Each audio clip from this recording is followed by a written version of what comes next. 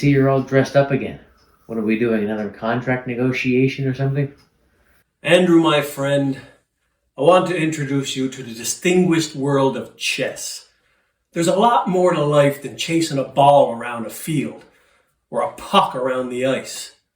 Chess is a game for the upper class, the sophisticated, a different level of society, if you will. If you're going to be a chess player, you have to look the part, and you have to sound the part, and you have to act the part. Notice how I survey the board, and I'm always one step ahead of my opponent. Just watch as I use the terminology and the moves to all but ensure victory. Now, let me just move my little horsey guy here next to your castle thingy. And the end is near, my friend. Checkmate.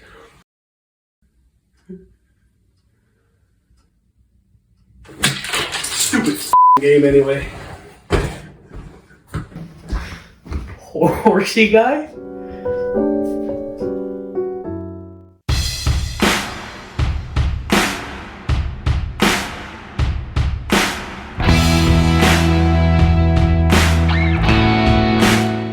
This is the 10 Minutes with Andrew podcast. And now, here's Andrew.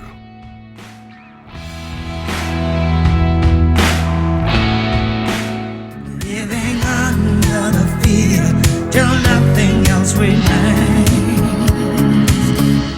We don't need another hero.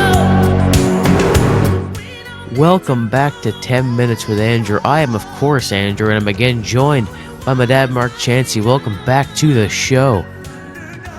Good morning, and thanks for having me. Good morning. Leafs win. Leafs win 4-2 Over the Habs. over the Habs. Is there anything better on a Sunday morning than when the Leafs beat the Habs on a Saturday night? Nothing better than it. What could be better? I don't know. Leafs winning a Stanley Cup? Well, we'll take the Habs for now. Yeah, for now. That was Tina Turner who brought us in. And true story now. In 1985, Tina Turner opened her North American tour in St. John's. She was here in late June, early July for 10 days. She did 4 shows at the old Memorial Stadium. And this is true now. And this is almost 40 years ago. It's funny what you remember because I'm having trouble remembering what I had for supper last night. But I do remember this. While she was here, we had unseasonably warm weather in late June, early July, like plus over 30 degrees Celsius most days she was here. And when she was leaving, she made the comment that she's so glad she found this little tropical crown jewel that nobody knows about. So she left here thinking that the island of Newfoundland is a place where 30 degrees is normal, like a Caribbean island or something. Oh, yeah. So all I'm really happy about is she didn't show up here in April. Yeah, that's that true. Been not so good. So that was, we don't need another hero. And in the case of the Blue Jays, they don't need another hero. They just need a guy that can hit the ball. That's 100% true. They lost 9-8 last night to the Yankees. Well, they got 8 runs, but they're now 4-5. They have a chance to get back to 500 heading home for their home opener. And I don't want to be all negative, but it's not a good situation for Blue Jays and Blue Jay fans. I believe it's Seattle home opener, right? Mariners? It's Seattle, yeah. And the newly renovated Rogers Center, which seems to be the priority for this team, getting renovations done. And let's not worry about the team on the field because really, who cares? Yeah, who cares? I mean, let's just have fun. Let's not worry about winning. We're just going to there have fun. That's what the motto has been for the last 5 years with Ross Atkins. And we're going to have a great new building. We are. A renovated old building, but that's it. So what are we doing today, my son? Well, today we are exploring the legacy of Kyle Dubas as Leafs GM. Kyle Dum. Yeah, can't say it. Family show. The legacy of Kyle Dubas. More specifically, we will be ranking the 5 worst, in our opinion, the 5 worst moves Kyle Dubas made as Leafs GM. We're going to go from 5 to 1. Just We're gonna, 5? Just 5. Okay. Yeah, we don't want to take too long, but yeah, there's definitely more than 5, but we've narrowed it down to just 5, and we're going to hear and take turns, go from 5 to 1, and we're going to see if we have any, similar. We're going to read them out here? All right, I can do that. I have my top 5 dumb moves. Me or too. Worst moves by former Leafs GM Kyle Dubas. Just point out, he took the GM job in 2018. He did, yeah. And then he was basically fired or bolted in 2020. So he was here 5 years. 5 years. Basically. 5 years. So, as opposed to Ross Atkins, who's been in Toronto for 9 years and done absolutely nothing. No.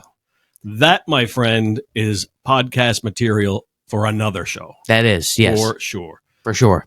So let's go. You're going to do your 5th worst Kyle Dubas move, in your opinion, is what, sir? In my opinion, Yep. the 5th worst Kyle Dubas move is protecting Alex Kerfoot over Jared McCann. Well, you want to know something? What? That's my 5th, too. I had a feeling. Yep. And the reason I say that is because the Leafs got Jared McCann in 2021. They got him from the Penguins. And it was the expansion draft for the Seattle Kraken. Right. And they decided it would be a great idea if they protected Alex Kerfoot over Jared McCann. Now, the Kraken ended up taking Jared McCann, and he's been pretty good for the Seattle Kraken. He was a good player. Jared McCann would have been a major upgrade over Kerfoot. For sure. And now Kerfoot's in Arizona, and he's whatever. I mean, I think he's an assistant captain, actually, out in Arizona. Yeah. Shows you what level of team they have. So McCann didn't even put the uniform on with the Leafs. He was picked up by the Kraken in the expansion draft, and why wouldn't they? Yeah, I know. And the Leafs protected Justin Hall, who's no longer with the team. He's with the Red Wings. Yeah, he's with the And Red Wings. Alex Kerfoot, as you said, has gone to Arizona. Now called Arizona, formerly Phoenix. Formerly Phoenix. So, yeah, no, I agree. Number 5, not protecting Jared McMahon and prioritizing McCann, sorry. McMahon. Bobby McMahon? Bobby McMahon. I got too many Mcs on the go here. And protecting Alex Kerfoot over him, I to this day, I don't understand it. I know. It's crazy. But let's move on to number 4. This is 4. my number 4 now. Okay. So my number 4 is acquiring Matt Murray. Matt Murray. From the Senators. That's not on my list at all, but that is a bad move. And not only was it bad because Matt Murray just wasn't very good and was always hurt, and now he's on LTIR giving us some cap space. Not only did they acquire him and did a favor to the Senators, they retained 75% of his $6.25 million salary and ended up with a cap hit from Matt Murray of just under $5 million. That was a ridiculous move, and it's even more ridiculous given how Matt Murray played in Toronto. Or didn't play. Because now he's on LTIR, and he's probably never going to be a Leaf, start as a Leaf again. So that is definitely a dumb move, but it is not my number 4. Go ahead. What's your number 4? My number 4 is acquiring Nick Foligno. Well, I have more to say about that in mine. Mine is kind of lumped together. Oh, yeah, okay. I might as well throw it out there while it's kind of along the same lines. Mortgaging the future on the rentals. Oh, yeah. Is basically the Nick Foligno. They gave up a first, second, and third for Nick Foligno, I'm pretty sure. Or was it for Ryan O'Reilly? I'm not sure exactly, but they gave up a lot for Ryan O'Reilly. But Dubas had this idea that he could build his team at trade deadline, and it never worked. And when you look at what he sent out the door in terms of draft picks in 5 years, here, you want to hear it? I do, actually. 7 first-round picks, gone. I know, and a lot 6 second-round picks, gone. 5 thirds, and I stopped looking beyond the third round. So 18 first, second, or third round picks gone out the door to bring in rental players like Nick Foligno, Achari, and Ryan O'Reilly, and those types. So well done, Kyle. Thank you for that. You left Brad Treliving with absolutely no way to make a move. Exactly, and let's not forget. Remember Eric Gustafson? That was another first round pick he gave up there. Yep. And maybe Luke Shen. I'm not totally sure about that one. But the reason I say Nick Foligno was because it just, it didn't work out. And obviously, I believe he got hurt. I believe that's what it was. He got hurt. Well, let me tell you a little story. No one asked him to get hurt, but I mean, still. No one ever asks someone to get hurt. No, of course not. I think there's a jinx with trade deadline acquisitions by Leaf GMs. And this, I could go way back to Doug Gilmour when they reacquired Doug Gilmour. I think it was from the Canadiens at trade deadline for his second run with the Leafs. Yeah. In his first game back after the trade deadline, he blew out his knee and never played again.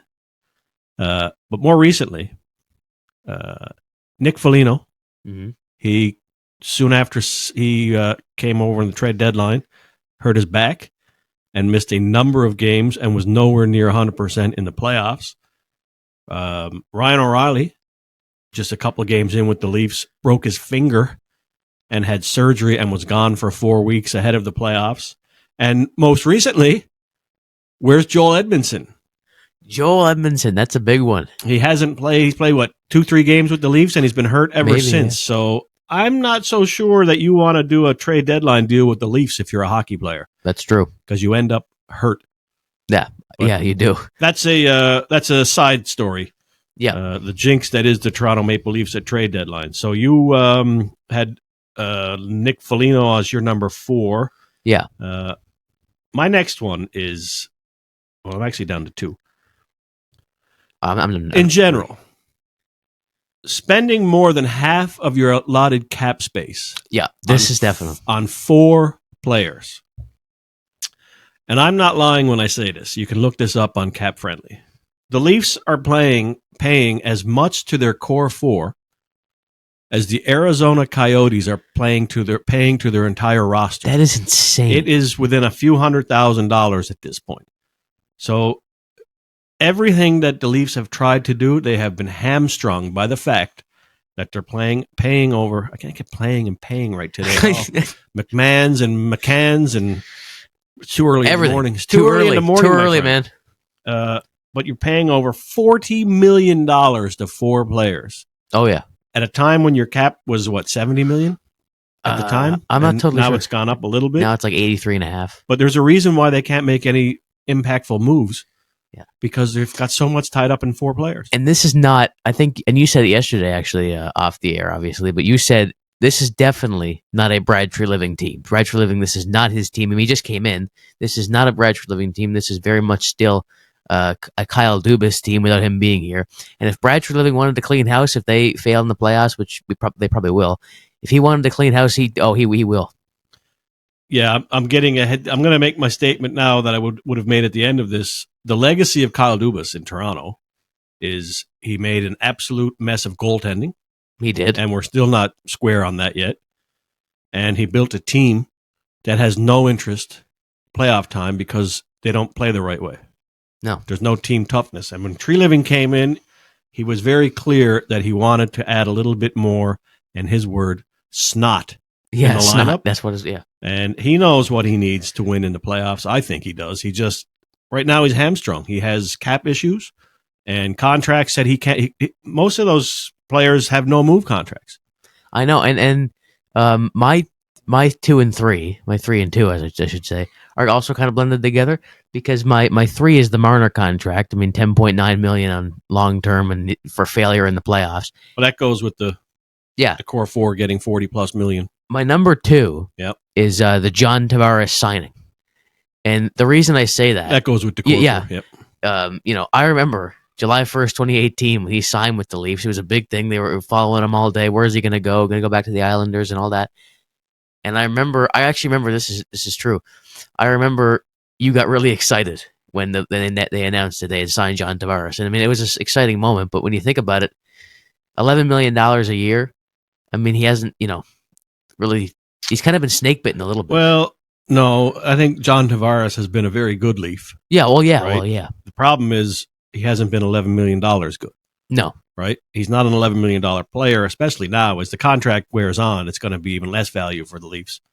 But he brings a lot of good qualities, like face-offs. He always seems to get a key goal. I mean, he was the guy that scored in Tampa that sent them into the second round last year. So yeah. I don't have any problem with John Tavares being a Leaf. The $11 million was a bit much. And that, again, is Kyle just throwing way too much money at 1 or 2 players and hamstringing the organization. I also feel that maybe I lost my train of thought. Okay, well. I also feel, here, I remember it now.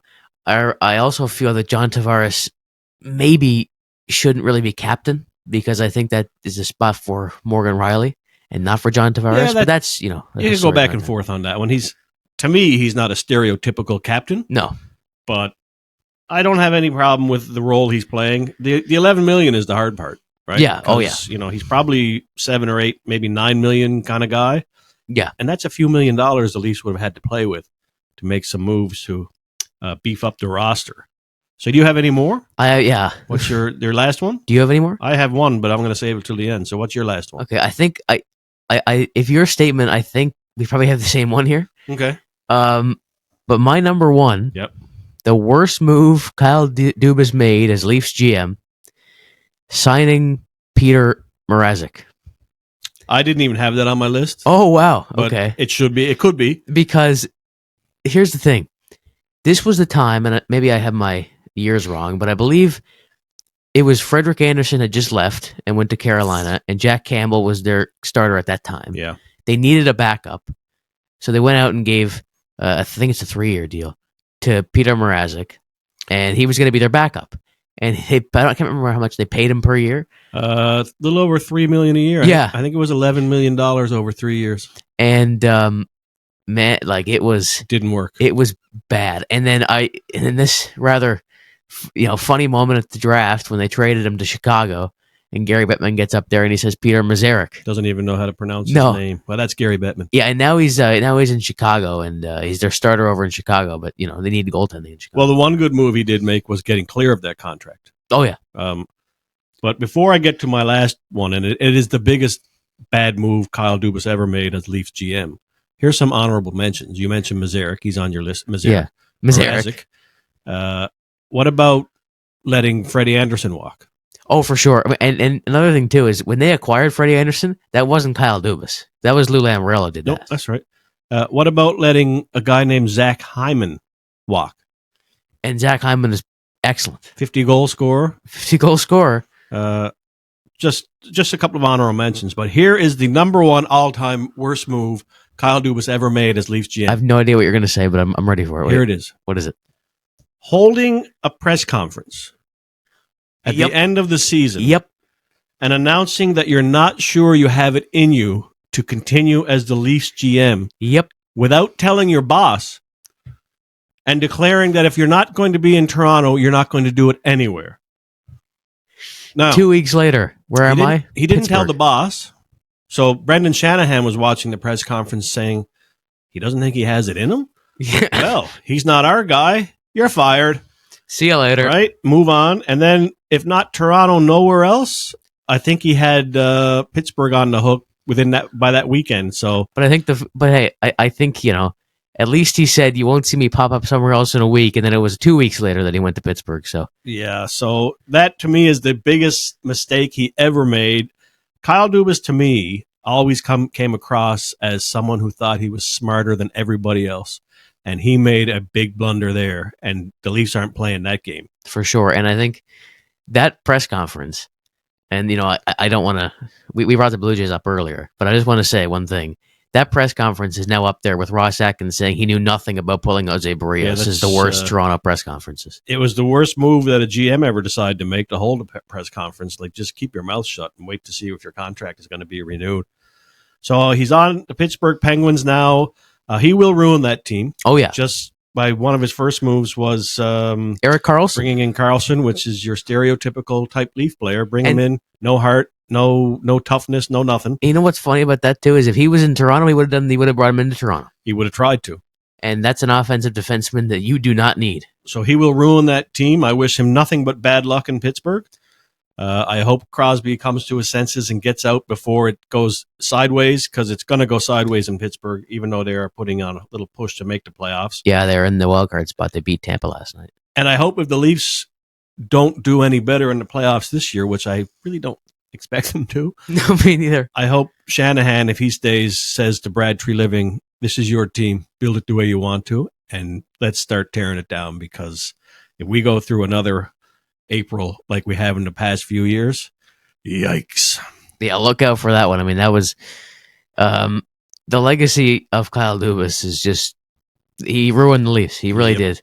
And I think for a while it was kind of just Shanahan believing what Dubas was doing, but then he kind of came to his senses. And, he told Dubas, I'm not going to speak to the media until your contract situation is figured out. And then Dubas said, no, I really want to. And he went out and he said that. And then, he got fired for what he said. I think Kyle Dubas spent too much time watching Moneyball. I think so. And he's an analytics-driven guy, and analytics have their place, but they have no place in the playoffs. You need to build a team that's ready to go into playoffs, and he hasn't done it yet, and he won't do it in Pittsburgh. He will not. So now we're at the point in our show where we would normally report on our weight loss. Yeah, we would usually. But we took a week off because it was Easter, so we're going to get back into our weigh-ins next week. Next week. But I will say I admire your dedication to what you're doing. When I see you in the kitchen and you're counting out individual pretzel sticks That's what I'm doing. before you put them into the bowl, that's a guy that's serious about losing some weight. Oh, yeah. So good for you. So in place of our weight loss update, the Masters is next weekend. Next weekend. So let's go ahead. Pick two. Who do you think is going to win the Masters? Oh, two. Okay. Go ahead with two. Well, my number one. Your number one is? This is going to be kind of surprising to you, I think, but I'm going to say because this is kind of an Not underdog me, in is my it? opinion. No, it's not you. No, okay. Victor Hovland.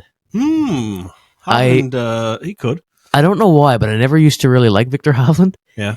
But recently, he's a really good player, and I really like him now, and I have him as my number one just because I think he can play well, and He's sneaky good. He's He always is. kind of quiet, but then there's his name at the top of the leaderboard. And my number two, I think this comes as a shock to nobody. Number two is definitely going to be Rory McIlroy. He hasn't won a Masters yet. I think it's the only major he hasn't won, and I think he will get to that. If not this year, it'll be soon. I'd like to see McIlroy, but I'm not picking him. I think I know your two. So I bet you don't.